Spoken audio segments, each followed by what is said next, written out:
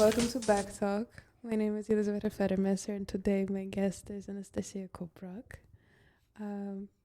I will just call you an academic, right?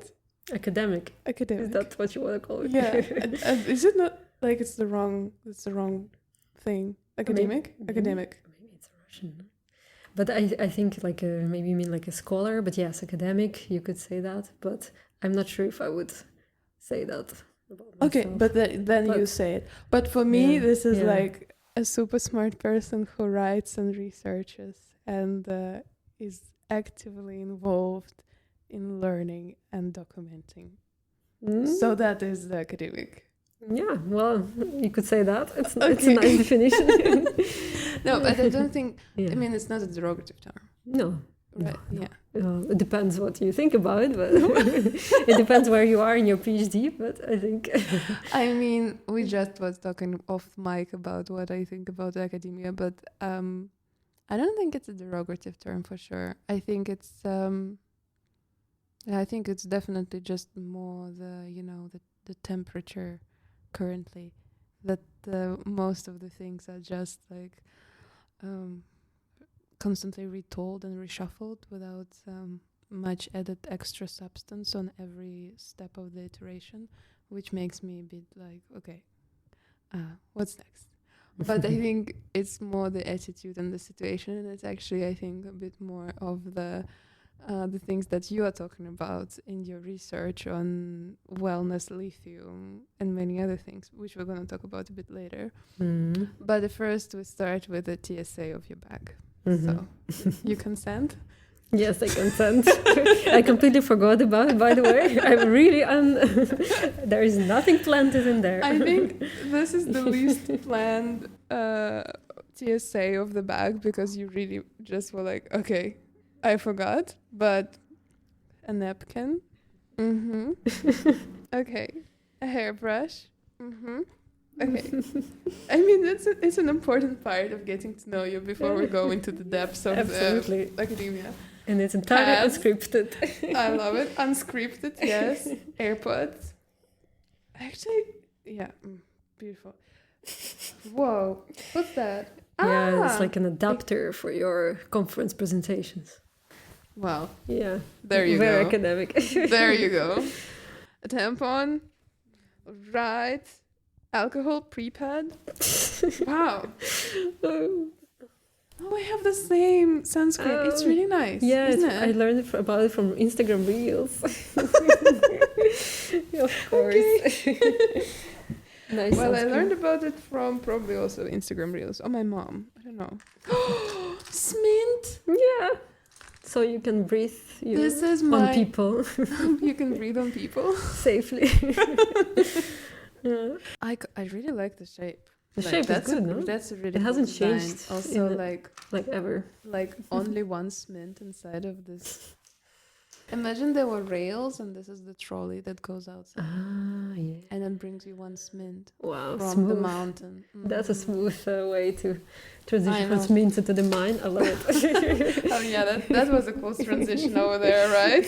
I didn't plan that. I think I'm getting better at this. I'm talking about the mine shaft, yes. Yeah, mine shaft. Yeah, well, okay. Here, your notebook. Yeah. Hidden in a it's in a bag. It's not so private, but some lots of pills. Which pills do you like? I don't actually take them. I think it's very much Eastern European thing to have many pills on you. It's because I'm traveling a lot all the time. Like I'm taking a train, so I realize that I always have this little bag of pills, which probably you can only get here somewhere in Eastern Europe, and you can buy them here. But it's like totally different pills, not the ones that usually people here are traveling with. I know. Exactly. Those are the real deal. Yeah. Nightlight? Night jet. Night jet? Yeah, this is a pen from a night train. Night jet. Yeah, because I think we're building a really nice profile of you. Yeah, of a person constantly on a train, having a night jet train and writing something. Totally. And thinking about lithium, like 24/7. Being like, is this train electric?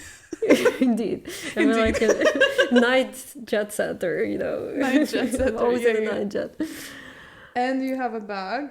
And Okay, we have like a big wallet community in this podcast already. Uh-huh. So you have like one more pocket, Comme des Garçons neon multicolor corner, water. Ooh, there's more. Sunnies. Okay, Yeah. Very sunglasses. nice. Oh no, those are glasses. Do Yeah, you no sunglasses. with the No, they're not prescription? from Mason Tate. It's just a, it's just a, It's fine. it's just a place where you might put them. Keys. Mm-hmm. Okay, water. Okay. Oh, the baby water is cute. I think I got everything. Oh no, there's no more tampons. Obviously. I mean, yes. Of course. Duh. And a book. What are you reading? Strength, Science and Aesthetics of Strength and Strain. Well, just tell me about it. Why? Yeah, so this is something. This book is actually called Energetic Bodies, and it's probably the only object that is kind of semi-platinum in there. but it's because I'm reading this currently for my PhD. So I'm writing a chapter. One of my chapters in my dissertation is about energy and the bodies in the 19th century, and so and the role of bathing and spas in that. I read what you wrote before in the lithium book, The State of Exhaustion, and your article there that you sent before. And I have some questions. Well, I think I should start with the one which is like, what's your favorite soda drink? Soda drink. Yes. Because nice. I absolutely loved the soda part of it all. Yeah, that's a good one because I mean, currently my favorite soda drink is Kinotto. It's like an Italian one. Wait, it's Italian drink. San Pellegrino-ish? Yeah, but it's I think it's made of some kind of little orange or something. That a very specific Italian thing. Baby orange? Baby orange is called Kinotto. And it's a bit like cola, but it tastes more like between orange and cola. It's dark. And like a night jet. Like a night jet. Like a nightlife. Yes, so it's super nice, but it's because I'm spending a lot of time next to Italian border in Switzerland or in the Italian area, and so it's really good. But there's no kind of, I don't really know the history of it, but there's a lot of, I've learned recently a lot of interesting stories about all kinds of sodas.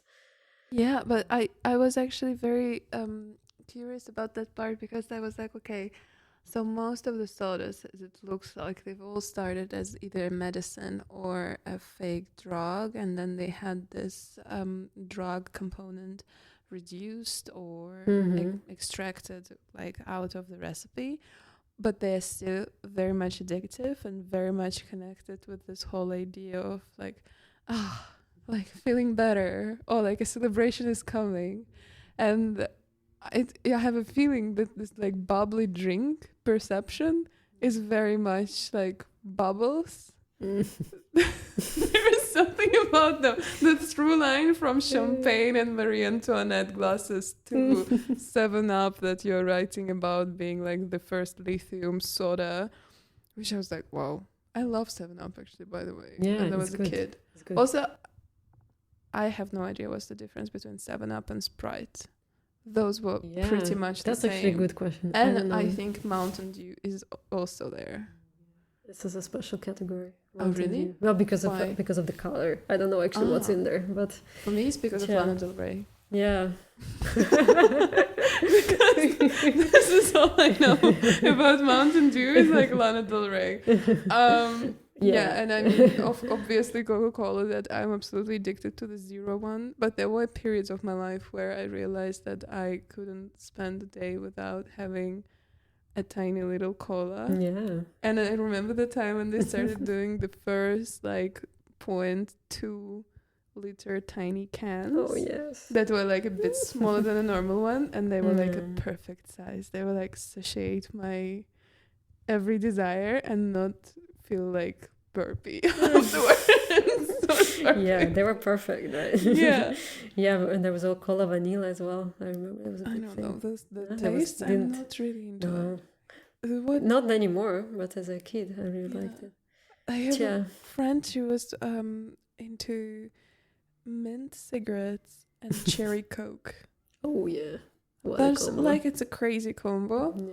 But then she was like, yeah, do you want some? And then we had it together. And I was like, it kind of slaps. Like, this is the life. For a second, you're like, just cherry Coke and a mint cigarette. And you don't need, what else do you need? And then you don't need to have it ever again, or like that often at least. But yeah, that totally great. Yeah, I was Can I respond, because I have a lot of stories about that. Because I recently was visiting a very old spa in Czech Republic, which is now they still produce mineral water, so they have a mineral water factory. And it was super interesting because basically when we went there, and there was this guy who was like from a marketing department of this mineral water, and he was basically we asked him to tell us something about the history, and he made a point that everything came out from that water because it was so popular. So everybody in Europe, in the 19th century, was drinking these mineral waters as medicines, but also as for table drinks, and they would always mix them with wine, with alcohol. It was kind of also considered like a medicine. And then comparing it to champagne, so they actually faked champagne by putting mineral water with a little bit of wine, and it's bubbling just like champagne. It was the campaign they had. And then he also said that Schweppes also came out from that factory because they at least... Of course, the tonic waters. Yeah, exactly. Yeah. So he was like, so it was considered a natural tonic. It was helping people's like nerves and bodies. So everybody was obsessed with this idea of tonic. Yeah. And then they would add some taste to it and lemon. And then he basically said, so now everybody knows Schweppes, but it came from here. We invented this recipe. And it's kind of interesting because if you look at all these sodas, like you have cola, of course, famous for cocaine. Yeah. You have so lithium was interesting. It was also added to 7-Up in the 20s, like late 20s, when there was an economic depression in the US. And I was writing about this in an article that it was promoted as kind of anti-hangover, anti-depression drink. So it would make you happy. The housewives would be smiling. Everybody would be, it would make you more productive at work. So it was kind of crazy advertising campaign. And then I discovered that maybe it's not such a good idea to put psychotic medication into the popular drink. And then I just a few days ago I saw also on Instagram passing something about the Fanta. What's that? Which is apparently was also... I actually don't know if it's true because it just appeared on my feed, but I would believe it everything. So it was like it was some kind of research about that. Fanta was actually produced in Nazi Germany. It was invented because there was how do you say that, boycott, like the tariffs and everything, that there was, I forgot the word, but embargo basically. And the cola factory in Germany could not get the actual substance that they needed for cola, and they just invented Fanta. And as a kind of substitute for that, it was like a German drink, and from the word fantasy. But I have to fact check it. I mean, I'm not gonna. Maybe I'm spreading completely bad rumors, but it's interesting, right? But that also got me thinking about the spritz, and in Russian spritz is like spritz. I don't know. Like spritz, like the word spritz, like a syringe or what? Like syringe. That's syringe. I think syringe. Basically, the needle. The needle that you put in your body. The needle and the plastic thingy that you dose the medicine in with. But then the spritz is a cocktail. I'm like, is it also connected to this whole medicine, wellness, water conspiracy? I think it comes from a German word spritz, but I don't know what it means. My German is really bad at the moment. Somebody help. We need help. I also noticed that you refer to the main public for the wellness retreats that were, I mean, you got into them because you were interested in the connection between the wellness resorts and current lithium mines, and they're pretty much overlapping, as I understand, right? And then you went into this whole research of the wellness from the previous century and the lithium sort of origin story connected to the burnout idea, and the preservation and recharging of the energy of people via wellness and sparkly drinks with lithium. And I found it really interesting that you said that just a quote, it was for tired businessmen and bored society women. And I was reading that and I was like, this is like now this is almost everyone. Yeah. Everybody has a part Definitely. of a bored businessman inside of them and a bored society lady, because like everything is a society now. Yeah, but I think I felt like even though I'm neither, I felt represented in both in a weird way, and I felt like there was like the target audience for this whole wellness story before was quite specific. yeah. I also just recently, this winter, I finished reading Anna Karenina, and there's this whole story Oh, about them being in the waters. What a blast, right? I know. When I rediscovered it recently, I was like, oh my god, of course they went to Baden-Baden or something. Yes, yeah, I think they were in Baden-Baden. Yes. I also, do you remember the Baden-Baden being some sort of like, Immineritzательne? How you say it? Yeah, it basically became kind of a good question. How do you say that? Like a euphemism or a Yeah, metaphor or like for something that yeah. I don't even know what. But this Baden-Baden Yeah. waters, Yeah. there is some story about the Baden-Baden. Also, it sounds really fun. Yeah, I know. Baden-Baden. Come on. Like, it's not just Baden, Yeah. it's Baden-Baden. Indeed. There was like, don't confuse it with Baden because there is Baden there. There is Baden? There is Baden. In Switzerland, there is actual Baden. But just across the board in Germany, there's Baden-Baden. Oh, so, wow. All right. You know now. Yeah, but the double Yes, Baden. yes. But of course, there was this whole obsession. It really became also kind of a metaphor for escape. I don't remember from which book there was a famous quote. It was like, and then he decided to drop it all and move to Baden-Baden, you know? So that was like the thing you would do if you need to escape society, if you had a drama, trouble, you know, and failed romance or... Yeah. And because it was really in the late 19th century, so to say, it really became... I mean, also throughout the whole 19th century, 18th century was the place where aristocracy and increasingly also maybe middle classes would go for kind of... It was really socializing. So it was like a place for networking, socializing, hanging out. Oh, they are like all in halls and on the paths and like strolling around and saying hi. And yeah, it's beautiful. So you go to the drinking hall and you know you take the promenade to the drinking hall. You put the most beautiful dress you have because you know afterwards you might be invited to a ball and there's a casino. So also Baden-Baden became like a symbol for gambling, a symbol for yes, all the famous composers and writers of that period, they all were hanging out in these resorts, and some of them were writing their plays and doing geological excursions like Goethe in the 19th century. But then there were also, now I'm forgetting, but a lot of especially like Russian writers were always going to these resorts and spending their entire fortune gambling and then writing about it, probably Dostoevsky, if I'm not mistaken. Yeah, or like Chekhov. Exactly. Chekhov. So it was kind of a bit decadent as well. So the spas were both, on the one hand, it was like medicine and people would go there because they were really ill, but at the same time it was really a place of decadence in some way. There was a kind of paradox because people would be so bored and they would be, also they were curing all kinds of diseases because they would blame like the city, the metropolis, the busy life in the city. And then they go to this resort for 3 months, they stroll around, they get deadly bored, so they start eating, drinking, gambling, And I think they also would start socializing with outside of their normal circle as well. Definitely. So there would be a little bit of maybe a social, like not a lift per se, but like the blurring of the social status there. Yeah, which I think is an interesting, like, honestly, when I was reading your text, I was just thinking, I think, from a perspective of where we are today with all the things wellness, etc., and like past the Goop revolution and many others to follow. I was thinking that, in a sense, I mean, it's very lukewarm take, but the whole idea of spending, like, obviously when I read your text I think about lithium, and then you go on to like lithium extraction and batteries and preserving of energy, and then obviously the phones and the batteries in the phones and like lithium being absolutely everywhere.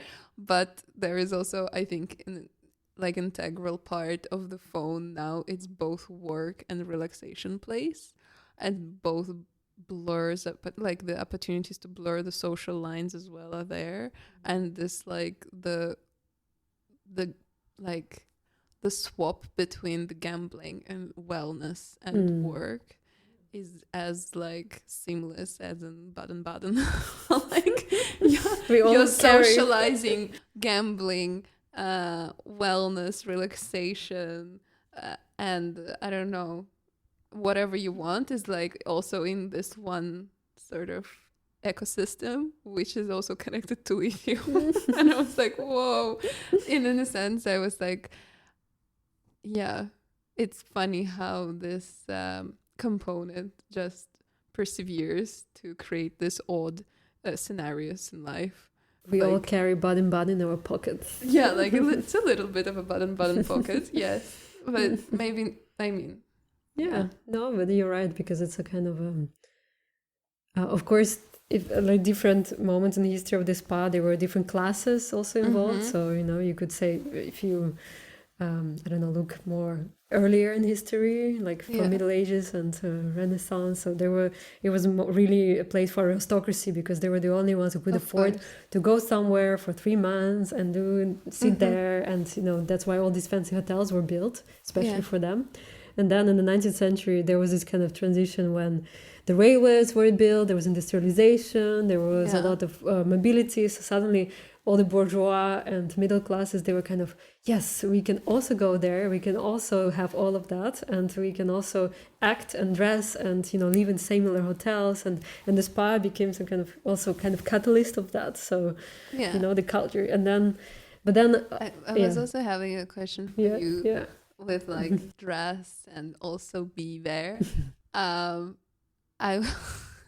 Would you consider yourself going to write your PhD in a spa in Alps? Yes.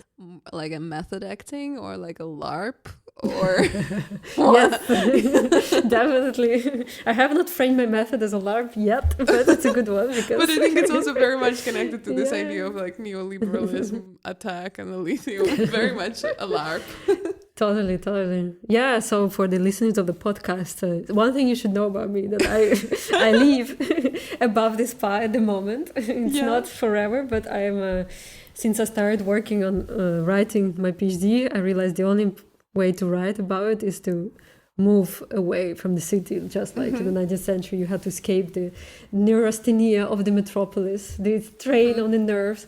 So I ran away, and then together with my partner, we live in a tiny hotel room, which is like a studio above a very famous spa in the Alps, in Vals.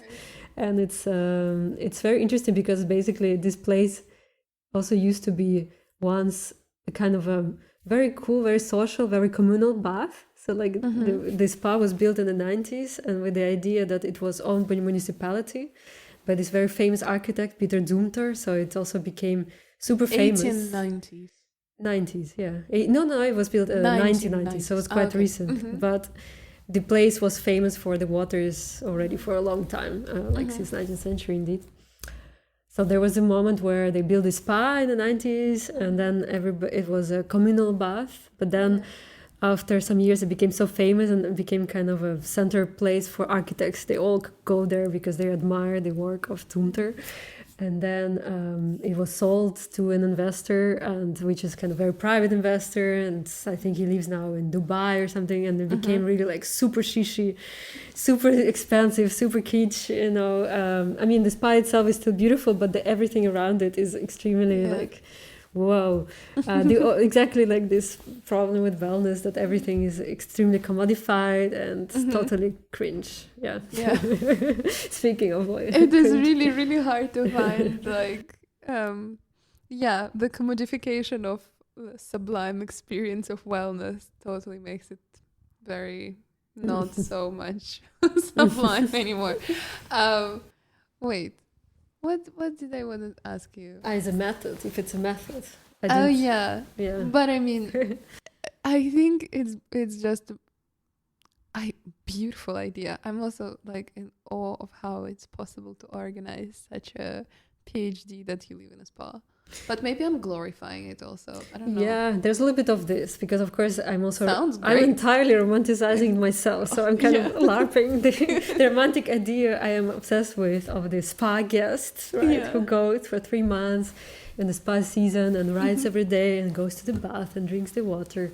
And of course, because I was really interested in that, I'm extremely fascinated by this life, and I love to go to sanatoria also since my childhood. It was kind of like love and hate relationship.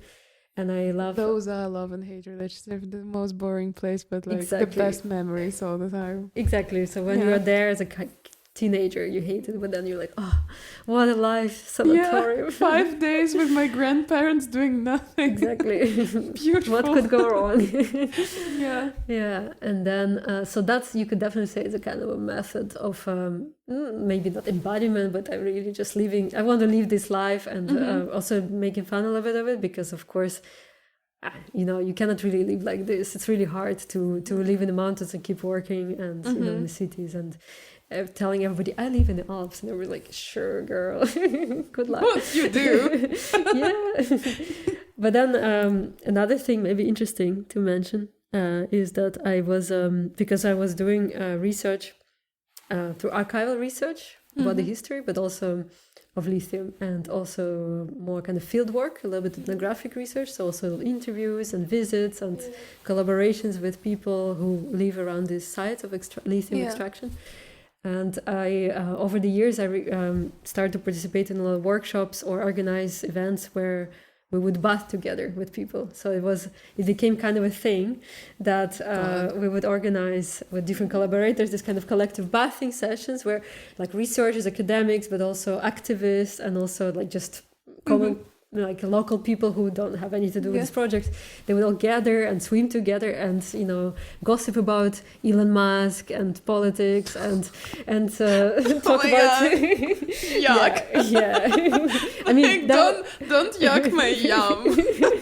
That was a long time ago about Elon Musk, before it all exploded, I have to say, but still, you get the idea. You go. And then we were also drinking the water, so we would kind of like taste lithium and try to see if it does something. So it kind of also became... Does it do actually something?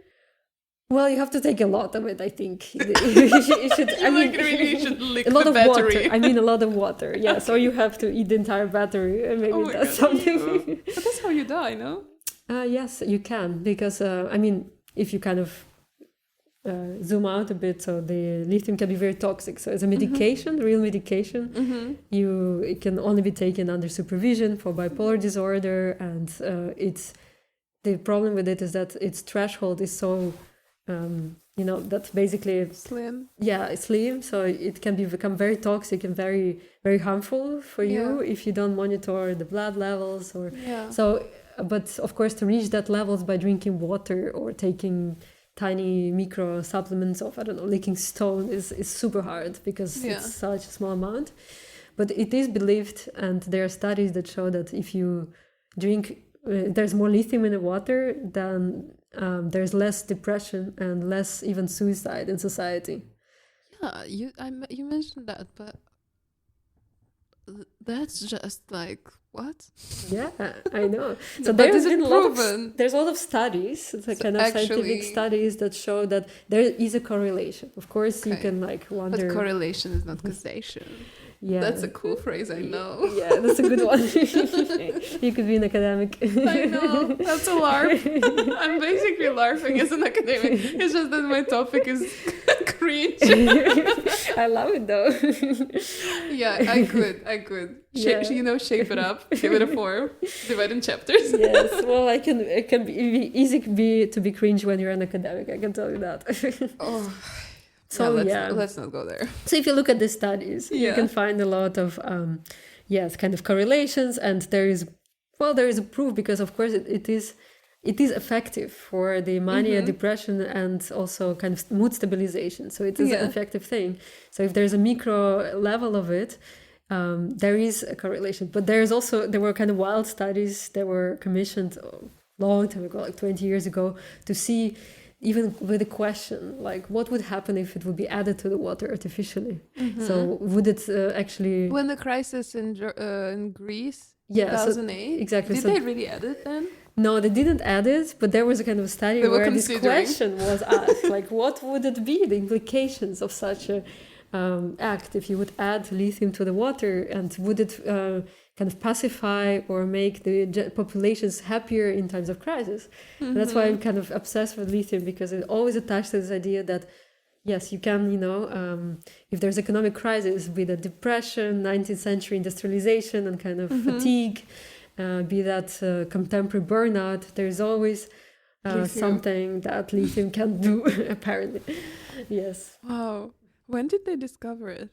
Lithium. Like itself, this connection. Who was the first? Because honestly, it sounds a little bit like how you call it? No, just like fake. No, but like fake theoretical, Right. like what other word? Oh. Yeah, I know, but I don't know. I don't remember. I also don't remember. But okay. Anyway, it just sounds like they had a great advertisement in the end of the day. It's a little bit like Mad Men last episode, There was definitely an aspect of that. Yeah, the Mad Men of mineral water selling the tonic, the life tonic, the nerve tonic, the colonial tonic. Kellogg's cornflakes being the number one food supply for like the whole family. Actually, it was a huge problem in the 19th century that everybody started to make fake tonics or fake drinks. So there was a whole kind of idea of you have to patent or you have to make logos and stuff for this mineral water. Otherwise, they would be fake copies. So it's also kind of a problem. But I can tell you more about how they discovered it. So basically, the element itself was discovered in the 1810s or 1817 or like in that decade. It was really just discovered in a rock as a kind of chemical component. But then, of course, because it was very interesting for people to understand, maybe since we discovered it, maybe we can also see if it's present in the waters and present in different bodies. So suddenly there were a lot of people researching the waters. And in Czech, formerly it was Austrian Empire, but now it's Czech Republic. They found it for the first time in mineral water. And then they basically there was a spa doctors who also worked as geologists and chemists. They were really kind of interdisciplinary. So they found it, and then they were trying to connect it to different diseases. Yeah, and then they realized that mineral waters in the springs that contain it, they were always helpful with specific conditions. And at that time, it was connected to very specific, it was called uric acid. So it's like urinary disorders. Yeah. But if you have stones, like kidney stones, uric stones in your stomach. But the reality with the stones is that it's always good to drink a lot of good water. Yeah. So it's a bit like... But they kind of were saying that it was specifically that alkaline water that contains sodium and lithium. Yes. You see, I'm like, this is so suspicious. But long story short... For science. Yeah. That's what I wanted to say. No? For science. Maybe I'm just making up names. I don't know. But...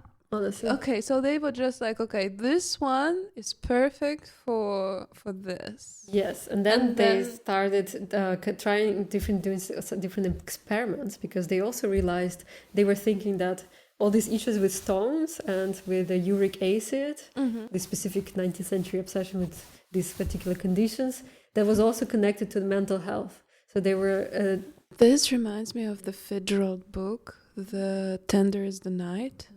You remember when then the girl goes crazy and then she's in this like rehab with waters and Alps? Don't remember it, but I should reread it. I read it, but I forgot. Like this movie with Keira Knightley where it's about Freud and Jung. Oh yeah. I think there's a huge overlap in this. And this is also about the same time as they were doing the waters hard push.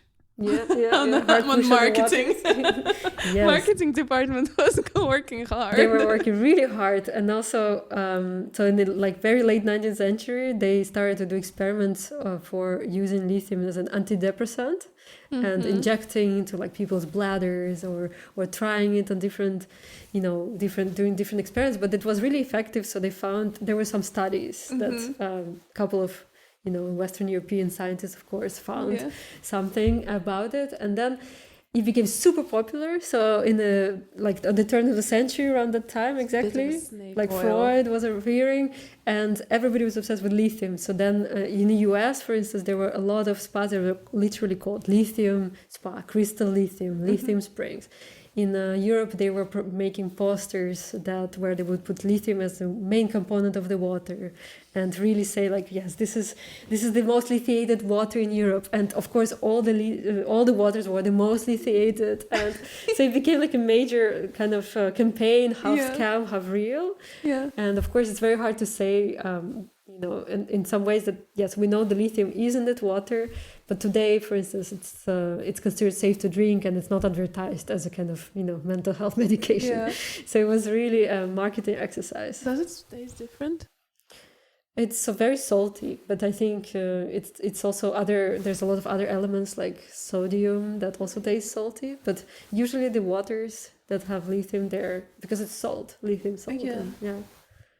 Ew. Yeah. Well, I get why they made like the 7-Up version of it. That makes a lot of sense. You also mentioned that's what I wanted to check. The German physicist Hermann von Helmholtz marked the birth date of the scientific and cultural and energetic doctrine that has once and for all recast humans, machines, and the planet through one singular lens: labor power. What doctrine are you referring to? This was like, literally, I took a screenshot and circled it out and was like, explain. Good one. I'm like, excuse me. Because the only other thing that totally blew my mind away this winter is when I absolutely spiraled after 1 hour and a half lecture on neoliberalism that I listened to the Doom Scroll podcast, and it was so dark, absolutely so dark. And that's where I was, the larping also came back into my vocabulary, because I was like, oh my God, yes, indeed, they larp into existence, this whole idea of reality. But this saying that you sort of refer to, I was like, what does she mean? Somehow connected. Yeah, I mean, I can explain. So speaking of the marketing boom of lithium, right? Yeah. So like, imagine in the late 19th century, there's a very strong industrialization going on. There's a lot of things developing, and there are also a lot of new discoveries. I kind of put quotation marks here with my hands, but of the specific concept. So what I was writing there, it was about the concept of energy, which is also really quite a few people wrote about, which I can recommend you to read. The Birth of Energy, for example, by Kara New-Daggett, a super nice book, which outlines how energy became the thing that we really still obsessed with in our culture. So it's a kind of cultural concept. This is a similar book, yes, also about energy and energetic bodies. So they basically, what the point these historians are making is that this physicist, discovered the concept of energy in physics. So, and suddenly it explained everything also on the social cultural terms. So there was a whole kind of idea that the machines, the human bodies, the animal bodies, like horses, they were all kind of a type of machine, which has a limited amount of energy. And horsepower. Yeah, exactly. The horsepower. They all started with the horsepower, and then they were like, it can also be human power, it can also be machine power. And this kind of created this, almost kind of cultural obsession with productivity and becoming more and more efficient, and to conserve energy, to manage energy. So, of course, people already thought about these questions of, rest and exhaustion and energy a little bit before, but when this... Like the labor. How much can you work? Exactly. Basically. And then, also this idea of labor power became very also widespread or prominent, because it basically meant, it basically connected these different types of bodies to the idea that they can produce work. And then it became very quantifiable. as well. So you could quantify energy of the machine, you could quantify energy of the horse, and same of the humans. And then there was like an explosion of different methods, scientists, instruments that would try to track the energy, quantify the energy, and also fatigue and exhaustion in the body. So they would build this crazy, I don't know, bicycle-looking instruments, which I forgot how they were called, but they were, the scientists would put humans and like ask them to cycle for hours to see how they spend energy, how they conserve energy, and with the ultimate goal of managing it so that the kind of the workers' power or the labor power could be... Is it connected to Tour de France? Tour de France, yeah, perhaps.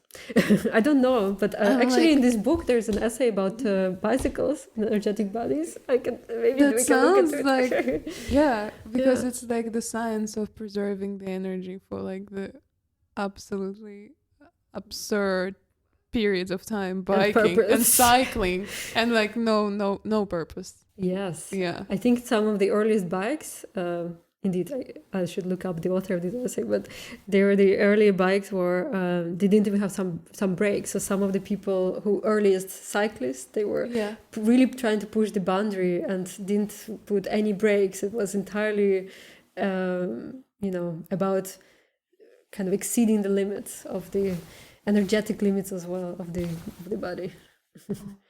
Yes. So that's the doctrine I was referring to. I see. Yes, okay. Thank you for explaining it. Also, in another text that your colleague wrote, Yul Han. So one of the contributors to the book, I guess. And another contributors to the lithium book, Byung-Chun Han. Yeah. They wrote, now instead of searching out scenes, one hunts down negative thoughts and negative energies. And I was like, wow, so true. This is very much a therapy pilled discovery, but I also feel like, as we were already talking about it, it's also very much connected to the ignition of therapy in general, and this wellness and waters. It all comes together in like the same moment of abandoning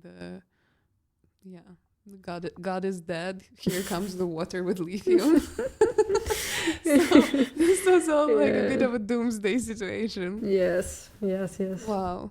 I heard. I was reading your article about the cringe sublime, and in the same protein, I saw another article about wellness burnout, and it was exactly pinpointing that kind of issue. That indeed, there's a kind of an obsession with mental health, and which is fair enough, because there's a much more awareness of it now, and a lot of people kind of learning about it for the first time, and it's really important. But at the same time, there is also this kind of idea of self-optimization through meditation, through continuous kind of self-improvement, also in terms of wellness, and achieving wellness also produces its own kind of burnout, because people feel too much pressure to be well, or to constantly balance their emotions. And in general, this idea that you can be obsolete in a sense, or like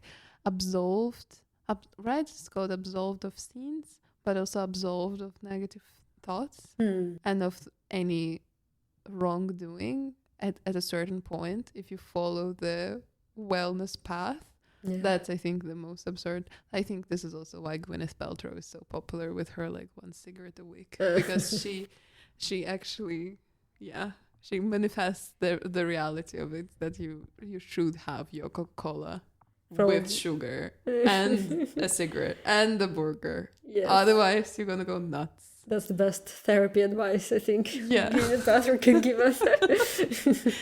Okay, for sure. I think it was a beautiful talk. Thank you so much.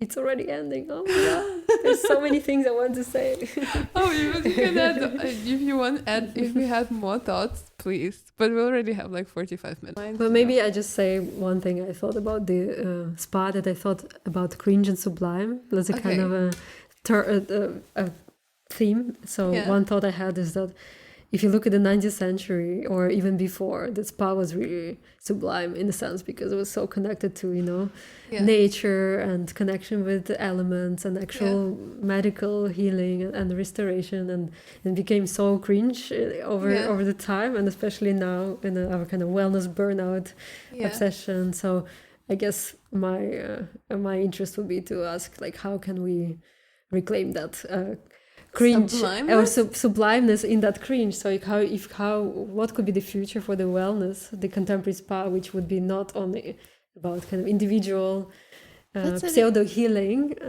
but it actually kind of sublime, maybe more. I think this is also very much a question you have with the end of this article that I read, with like seeing how perhaps we don't need to manage the energy and labor with consistent treatment of it.